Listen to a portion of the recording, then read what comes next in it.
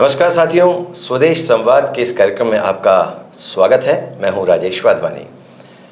आज जिस व्यक्तित्व से हम भेंट करने जा रहे हैं उनका नाम तो है आदरणीय श्रीधर जी पराडकर, किंतु प्यार से सभी उन्हें काका जी पुकारते हैं। काका जी, स्वदेश संवाद में आपका स्वागत है। बहुत बहुत धन्यवाद आपका। साथियों, संघ क्या है, संघ से जुड़ाव किस तरह हो जाता है, ऐसे कौन से व्यक्तित्व हुए जिन्होंने संघ को ऊंचाइयों तक पहुंचाया और जिनके मार्गदर्शन में साधारण व्यक्ति भी वरिष्ठ प्रचारक बनकर निकले। कुछ ऐसी ही बातों पर हम चर्चा करेंगे आदरणीय काका जी से। काका जी, आप बाल्यकाल से स्वयंसेवक हैं, आपका संघ से जुड़ाव कैसे हुआ? वो जो समय था उसमें बचपन में ही संघ से जुड़ना हो जाता था सामान्यतः लोगों का।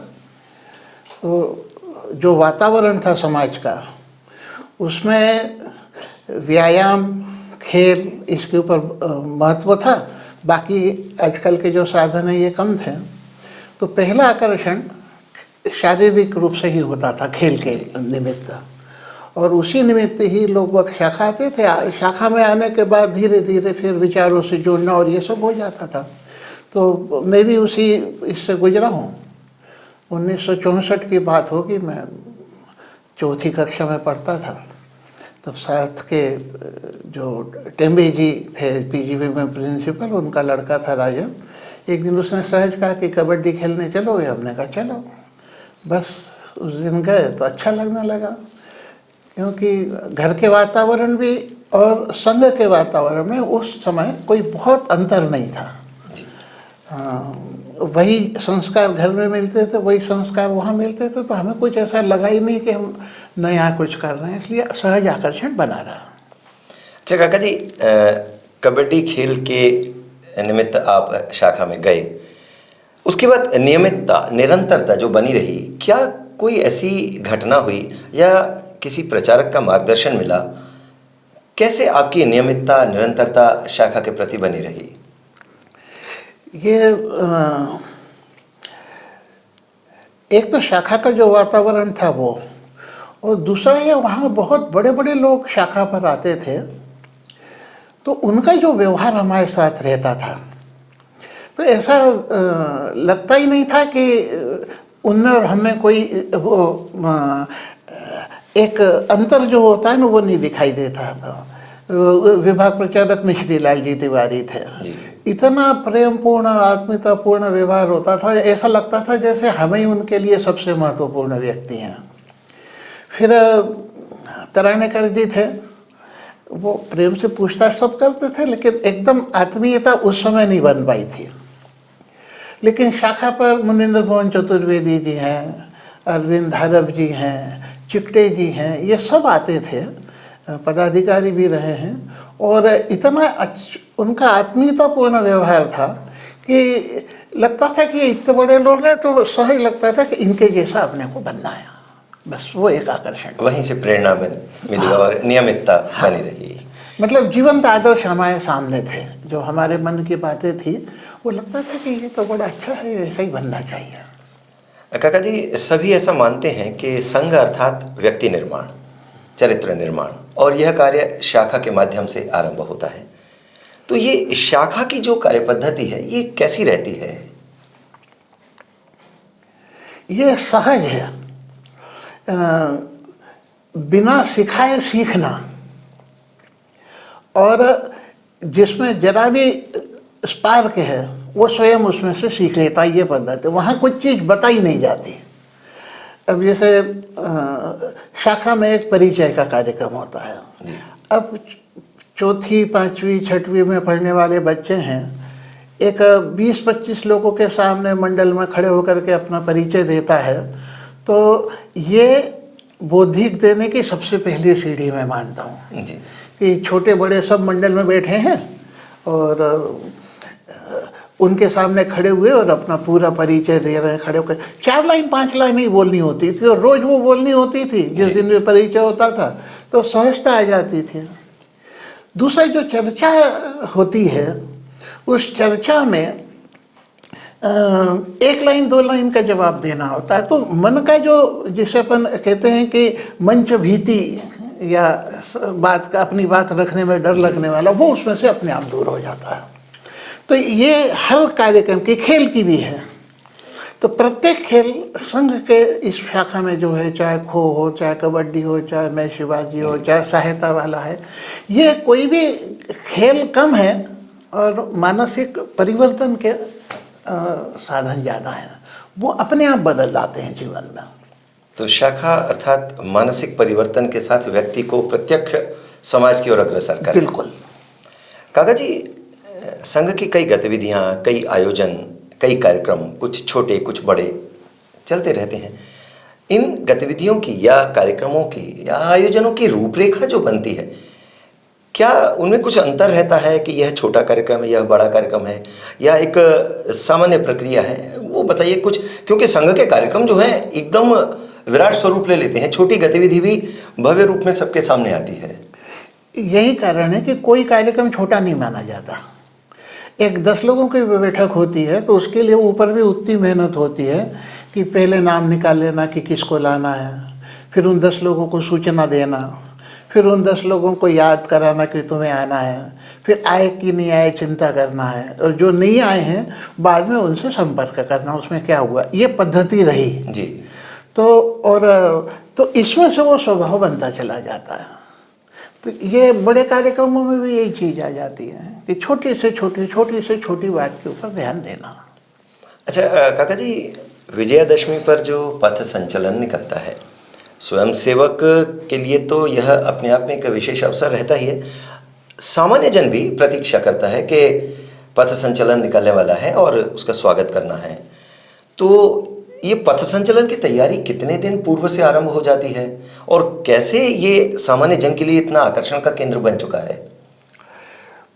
पथ संचलन में जिस कदम ताल और इसकी आवश्यकता होती है तो वो रोज शाखा पर होता है। उसके लिए से अलग तैयारी नहीं करनी पड़ती है। उसमें जो घोष बजता है उसकी लगभग महीने भर पहले से तैयारी होने लगती है। और अगर अभ्यास रोज का नहीं है शाखा के ऊपर समता का और ये, तो फिर वो संचलन में दिक्कत आती है। आपकी कोई स्मृति पथ संचलन से जुड़ी हुई? पहले ये इतने रूटीन का था कि विजयादशमी पे संचलन निकलना ही है, मतलब उसके लिए कोई अलग से प्रयास कर रहे हैं या ये ऐसी कोई बात उसमें नहीं थी। लेकिन जब से इस संचलन से समाज के ऊपर संघ कार्य का प्रकट स्वरूप लाना और लोगों पर उसका असर जो होता है उसके बारे में जब सोच विचार चालू हुआ और बड़े संचलनों की बात आई जी, तब उसमें फिर बड़ा संचलन निकालना है, करना है। उसमें फिर वो सबसे पहला मेरे को भोपाल का याद है, उस समय मैं विभाग प्रचारक था, तो हमने बड़ा संचलन निकालने का विचार किया। उस समय फिर बिल्कुल पुराने से पुराने लोगों को, संघ शिक्षा और की पुरानी सूचियाँ उनको निकालना है, नए लोगों को करना है, जो जरा भी विचार का होगा उसको करना है, या जो परिचित है उसको भी करना है, और ये सारी तैयारी उसमें की थी।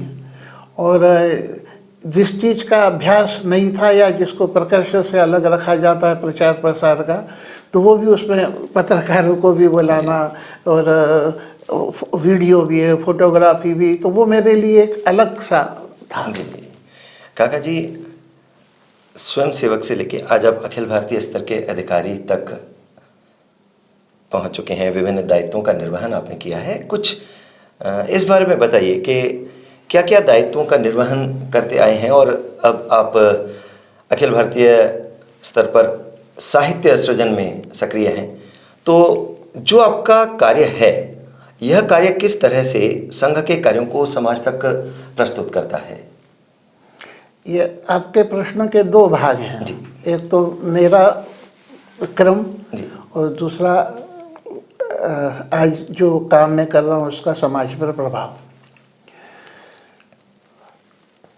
तो सामान्य स्वयंसेवक से लेकर महानगर के सह कार्यवाह ग्वालियर का, ये तो सामान्य जो है कि घटनाएं सेकंड शिक्षक, मुख्य शिक्षक और ये चला। उसके बाद मेरे को एजी ऑफिस में सर्विस लग गई थी 1975 में। तो 1975 और आपातकाल भी लग गया, तो वो 2.5-3 साल का समय लगभग ऐसा ही गया। उसके बाद जब आपातकाल हटा तो फिर शाखा में जाना प्रारंभ हुआ।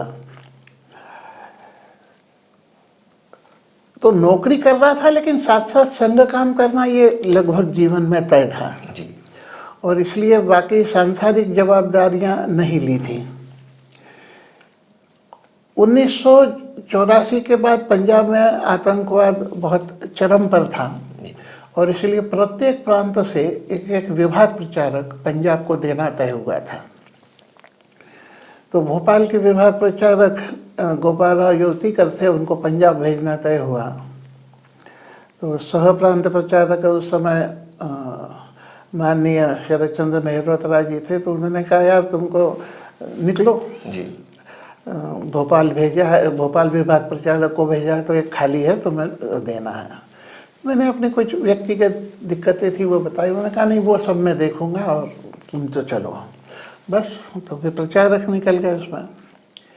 तो उस समय भोपाल जो है, भोपाल, इंदौर और ग्वालियर, इन तीनों को विभाग का दर्जा दिया था। तो विभाग प्रचारक से मेरी सीधी शुरुआत हुई, बाद में रिकन्स्ट्रक्शन होता रहा। तो 1998 तक मैं विभाग प्रचारक रहा भोपाल का। 1998 में के बाद मेरे को प्रांत का बौद्धिक प्रमुख बनाया था।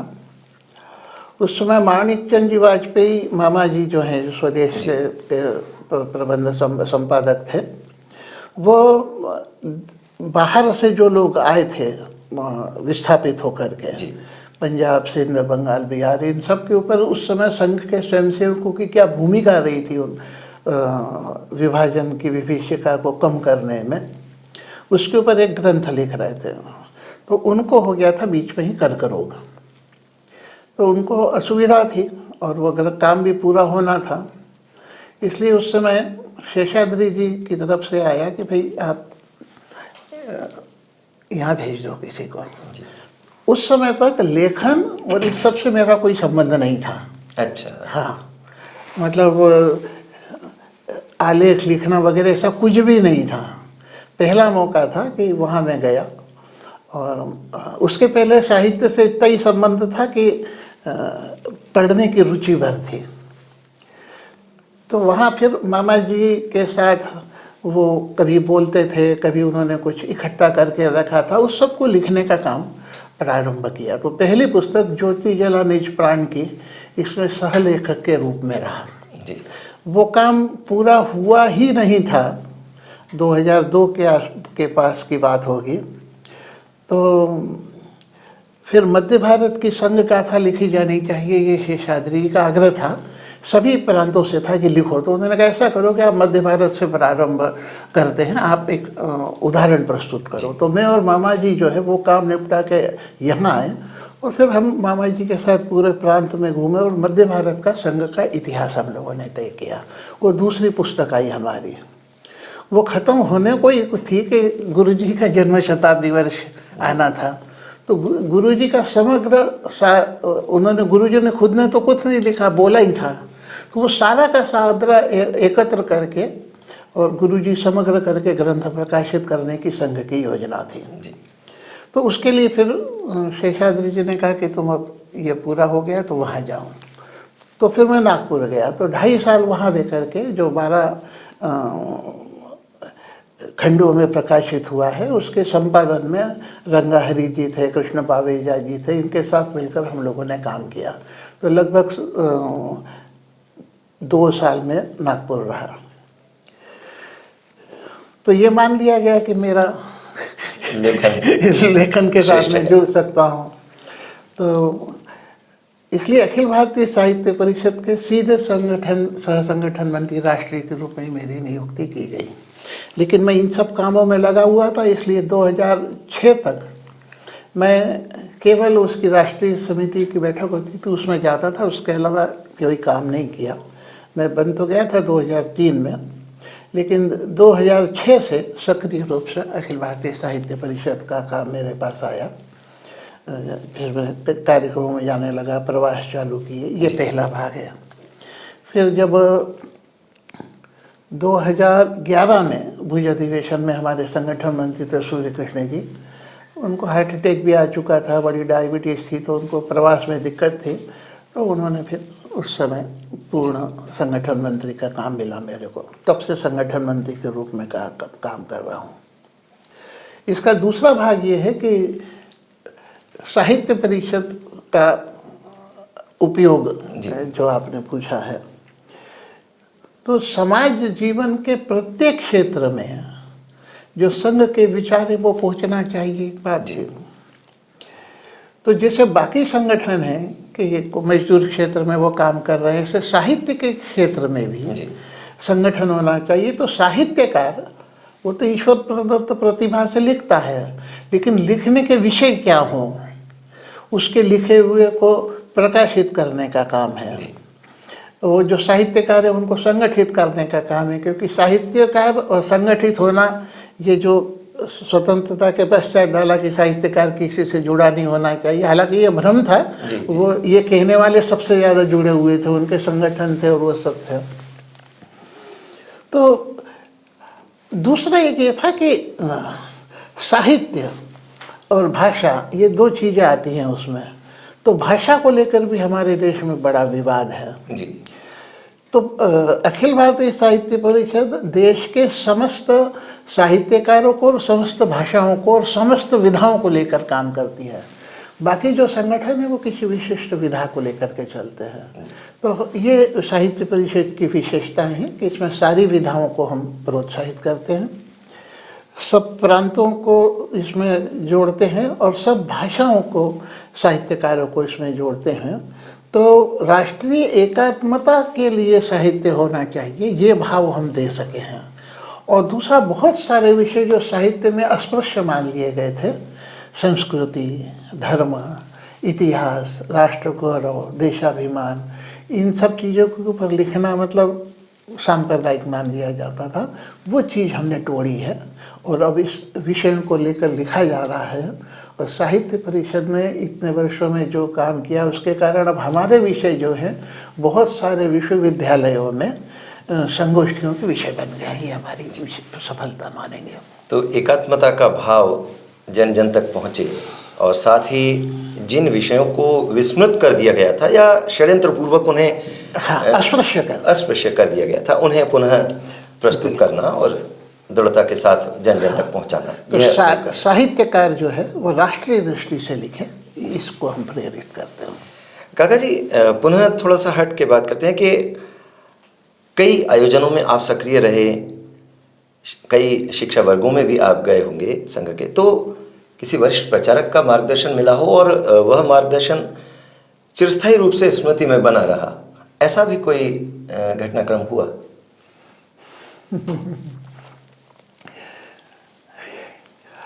सबसे पहले 1984 में मैं द्वितीय वर्ष करने गया था जी। संभवतः प्रथम वर्ष हो सकता है या द्वितीय वर्ष होगा, उज्जैन की बात है। सुदर्शन जी उसमें बौद्धिक था पंजाब समस्या के ऊपर, और उन्होंने जो बौद्धिक दिया था विष बीज के वृक्ष वृक्ष के विष बीज करके जी। इतना अद्भुत उनका बौद्धिक था वो कि कोई चीज़ छोटी सी होती है वो कितनी बड़ी हो जाती है। इस समस्या को कैसे वो गुरुद्वारे की एक घटना से चालू होकर कितना बड़ा खालिस्तान का आंदोलन खड़ा हो गया, उसको ने इतने विस्तार से रखा था। तो एक वो बौद्धिक है जो बिल्कुल आज भी पूरा स्मरण है। दूसरा, मैं शिक्षक के रूप में था मुरैना संघ शिक्षा वर्ग में, उसमें सह सरकार्यवाह यादवराव जी जोशी पधारे थे। उन्होंने हिंदुस्तान की जो उस समय मतलब कुछ वर्ष पहले तक हम कह सकते हैं कि जो छवि है विश्व में वो बनी है, लेकिन वो वैसी छवि हमारी है नहीं जी। दीनहीन, गरीब, मजदूरों वाली, या हम मानसिक रूप से सब लोग वो हैं, भागने वाले हैं समाज जीवन से, ये जो सारी छवि थी कि मैंने कहा ऐसी नहीं है। आज वो सब चीज़ें हमारे पास है जो तब भी थी, केवल हमारा विस्मरण है। ये इतना सुंदर बौद्धिक था उनका, वो आज भी मेरे को याद है, वो स्मृति में बना हुआ है। काका जी, ग्वालियर में परम पूजनीय सरसंघ चालकों का प्रवास भी होता रहा है, और चूंकि आप बाल्यकाल से स्वयंसेवक हैं, तो आपके सामने ऐसे कितने घटनाक्रम हुए परम पूजनीय सरसंघ चालकों का प्रवास, उनके साथ भेंट होना, और उस समय कौन कौन से स्वयंसेवक सक्रिय रहे, कुछ इन बातों को भी साझा ग्वालियर की दृष्टि से। सबसे पहला तो पूजनीय गुरु जी को देखने का अवसर मिला था जी। 1967 की बात होगी, तो उनसे प्रत्यक्ष भेंट का अवसर तो नहीं आया, लेकिन उनके 2 बौद्धिक सुने हैं और 2 कार्यक्रमों में 4 बार उनसे मिलना हुआ। उसके बाद बाला साहब जी जब सरसंघ चालक बने तो उनका पहला कार्यक्रम यही महल परिसर में ही कहीं हुआ था जी। उसमें भी मैं था। बाकी फिर सारे सरसंघ चालकों के साथ, बाला साहब के साथ प्रत्यक्ष भेंट, बातचीत और उनके बैठकों में रहने का बहुत अवसर मिला। उस समय तक विभाग प्रचारक भी बन गया था। और रज्जू भैया, सुदर्शन जी, और इसको मैं अपने सौभाग्य और परीक्षा भी मान सकता हूँ कि सुदर्शन जी, रज्जू भैया और भागवत जी, इन तीनों के सामने मैंने खुद ने भी बौद्धिक दिया। ये मंच के पास में बैठे तो मैं बौद्धिक दिया, तो ये मेरे लिए बड़े गर्व की बात थी कि ऐसा परीक्षक मेरे पास में बैठा हुआ था। अब ये दूसरा जो उसका भाग है आपका कि कौन कौन सक्रिय थे, ये तो बड़ा कठिन है प्रश्न सीधा। तो काका जी, ऐसे सरसंघ चालकों के सम्मुख आपने बौद्धिक दिया, इसके अलावा कोई ऐसा संस्मरण जो विशेष बन गया हो, जो कभी भुलाए न भूल सके, ग्वालियर की दृष्टि से ही आपके संस्मरण के रूप में वो सभी के साथ साझा होना चाहिए, ऐसा कुछ वाकया? तृतीय वर्ष में भी मेरे 2 साल में गया, मतलब बौद्धिक देने साहित्य परिषद के संगठन के रूप में 3 हुए मेरे, 2 बौद्धिक और 1 चर्चा सत्र में से 2 बार जाना होगा।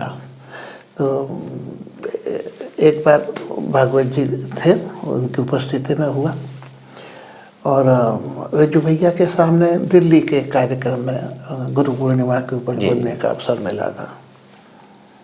सुदर्शन जी के साथ तो कई बार मौका आया, उस समय तक पुस्तकें भी प्रकाशित हो गई थी।